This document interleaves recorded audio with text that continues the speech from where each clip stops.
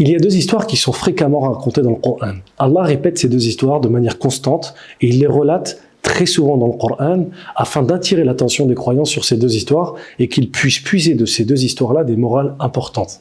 La première est celle de notre père Adam face à Iblis lorsqu'il était au paradis et que le Satan maudit a réussi à le détourner du message initial et à lui faire commettre le péché originel, à savoir le fait de manger du fruit défendu qu'Allah lui avait interdit. Ceci pour rappeler aux musulmans que le diable reste un ennemi pour eux et qu'il ne cessera de toujours leur susciter des mauvaises idées afin de commettre l'irréparable, à savoir le péché.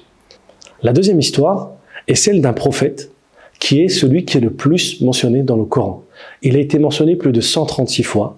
Il n'y a quasiment aucun chapitre du Coran sans qu'il ne parle de son histoire à lui. Cette histoire, c'est celle que nous allons voir aujourd'hui. C'est parti, générique.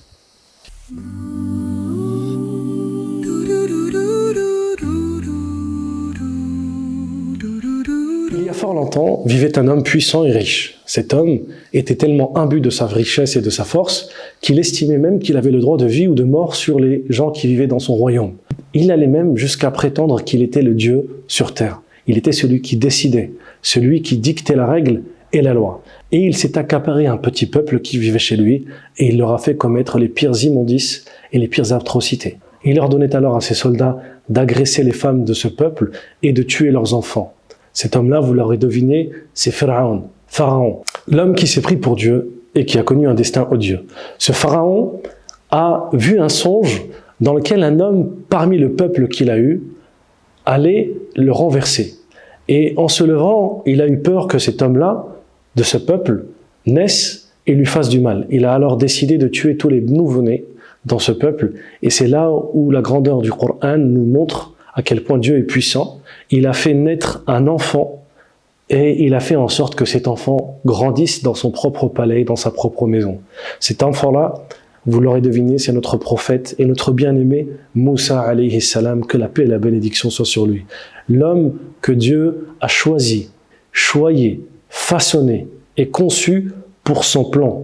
Moussa est le prophète dont Allah a dit dans le Coran « Fastana'tuka li nafsi » Je t'ai créé, conçu, façonné pour ma propre personne, pour mon plan, pour ma victoire, pour ma bataille contre Pharaon qui s'est vêtu du vêtement de l'orgueil. Moussa a alors grandi, vécu avec Pharaon et il a même vaincu ce même Pharaon alors que Pharaon le considérait comme étant son proche allié.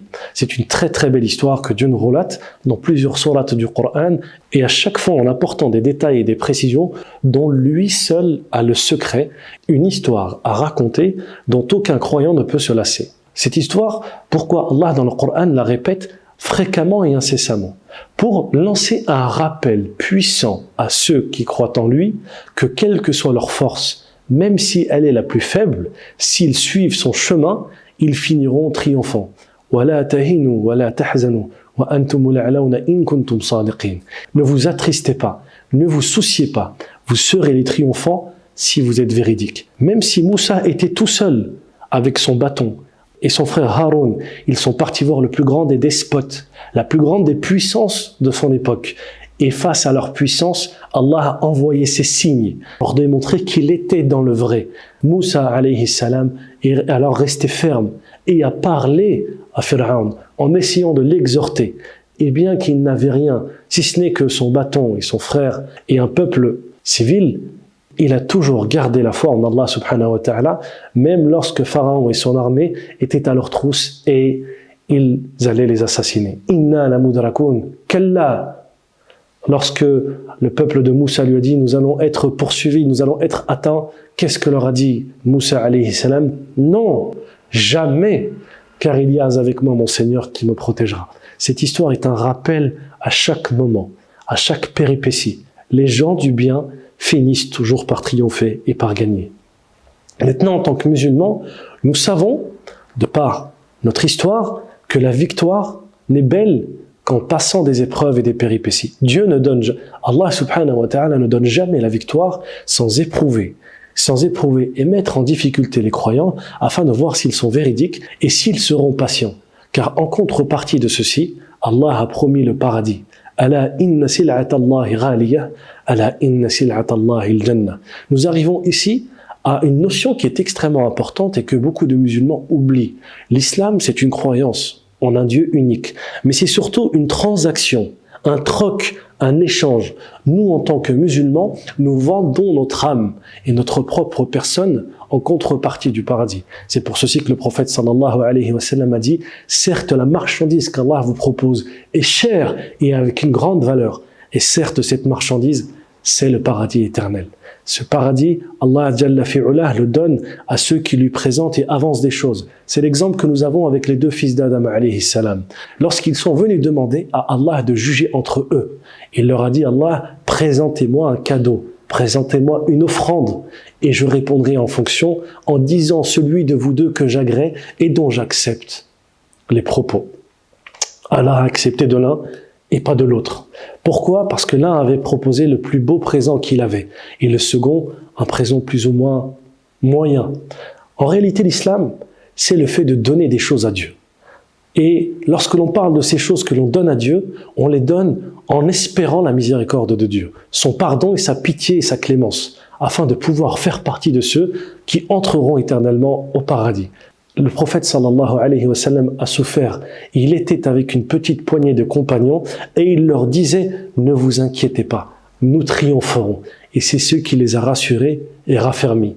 Et lorsque le prophète sallallahu alayhi wa sallam creusait le fossé pour défendre la ville de Médine face aux envahisseurs, il a dit à ses compagnons « J'ai vu de très belles choses et de très bonnes nouvelles. Allah nous a promis telle et telle victoire. » Lui qui se trouvait avec son compagnon le plus fidèle, Abu Bakr, dans la grotte, lui qui se trouvait pourchassé, sans armée, sans force, caché, reclus dans une grotte, lui, son compagnon le plus intime et le plus fidèle, Abu Bakr radiallahu anhu, alors qu'il a été chassé et humilié par son peuple. Et cette notion de patience, décuplée d'une persévérance, est la recette parfaite de la subsistance et de la réussite éternelle, Inch'Allah. Observe donc, ô toi le musulman, la musulmane, ta vie. Et pose-toi la question. Demain, lorsque je vais être présenté à Allah, lorsque je serai devant lui, et que l'on jugera mes actes, lorsqu'on amènera cette balance qui mettra mes bonnes et mes mauvaises actions dessus, pour savoir si je veux faire partie des gens du paradis ou de l'enfer, qu'Allah nous en préserve. Quand je vais arriver à ce moment-là, est-ce qu'il y a dans mes actes, dans mes efforts, dans mes sacrifices, quelque chose que j'ai fait sincèrement pour lui, quelque chose que j'ai apporté? Est-ce que j'ai donné une partie de moi-même, une partie de ce que j'aime pour Allah? Et est-ce que je pourrais avec cette chose dire « Oh Allah, j'ai fait cette chose sincèrement pour toi, oh Allah et pour personne d'autre » Et Allah subhanahu wa ta'ala va observer ces choses que nous faisons pour lui. Et il va juger si elles sont sincères et si elles sont suffisamment lourdes pour sauver nos âmes de l'enfer.